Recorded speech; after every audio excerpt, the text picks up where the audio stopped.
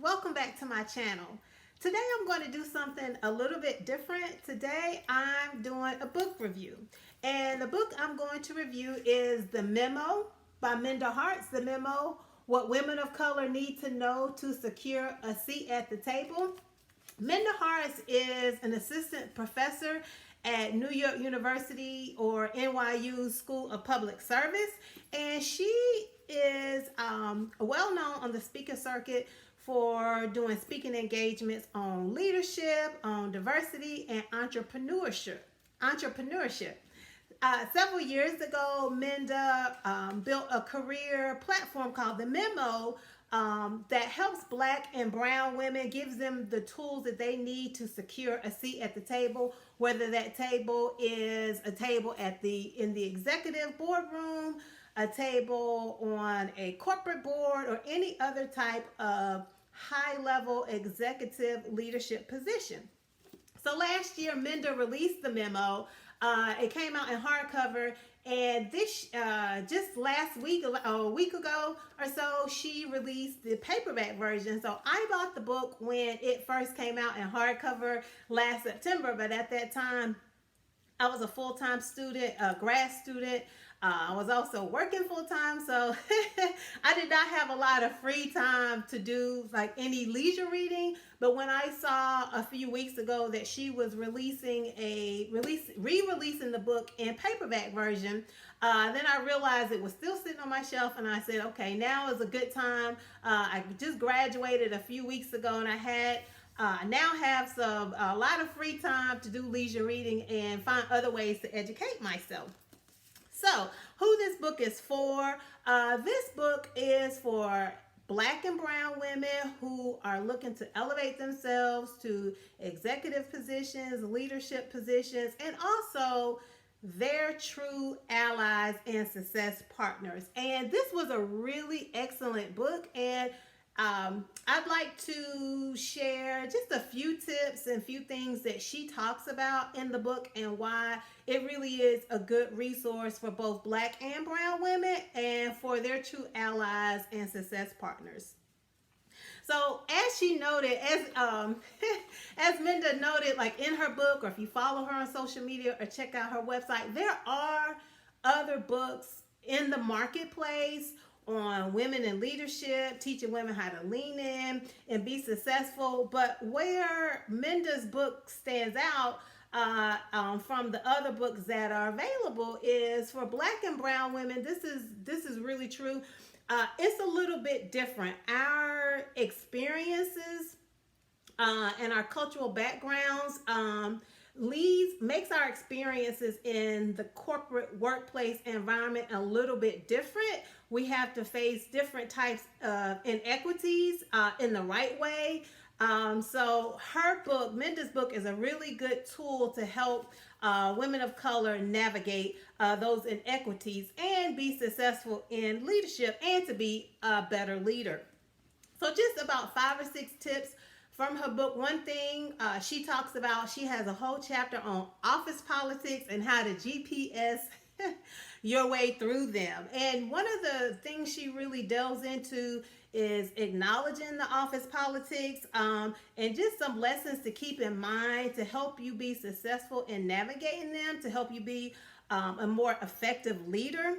She also, number 2, Minda has a chapter in the book on negotiating your salary. And actually, the name of the chapter is No Money, More Problems. So it is a very well-known fact that pay inequities exist between men and women. However, those pay inequities are even greater for Black and brown women and women of color. For example, this is a fact, maybe a hard fact to swallow, but this is a fact that for Black women, we make 43 cents to 69 cents to every white man's dollar. And for white women, they make about 79 cents to every white man's dollar. And it's really interesting to think about. You can have a leader or someone in a position. You can have multiple people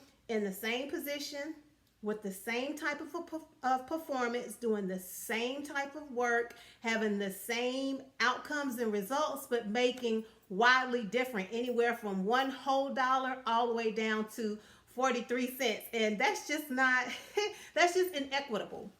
And it's not fair. However, she does give in her book, in her chapter on negotiating salaries, she gives some really good tools that women of color can actively employ to better position themselves to receive the money that's equitable to other people.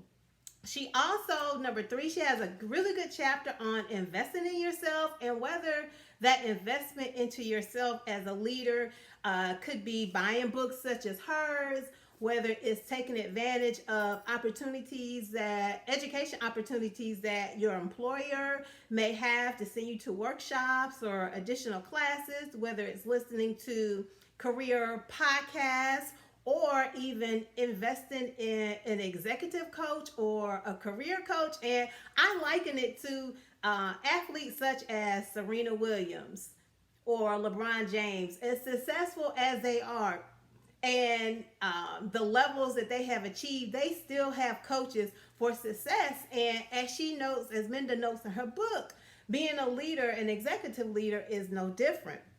Number 4, Minda gives some really good tips on how to build your network and how to build up your success partners. Even in this time of social distancing, which I think is really important. There have been a lot of conferences this year that have been canceled due to the pandemic. And even once we get back to a sense of normalcy or how things were, and once conferences and in-person events return, they may not be the same. So she gives some really good tips on how to build your network during this time. Number 5 and 6. So these final 2 points are difficult for some people to talk about or even recognize. Number 5 is dealing with racist behavior and bullies in your workplace the right way. And I do have other friends who, black and brown women who work in corporate environments, and I do not know of any who have not experienced some type of racist behavior or bullying behavior in the workplace. It's just there. It's a hard pill for some people to swallow or think they do not exist. But I just know too many women who have experienced similar environments, who work in different sectors.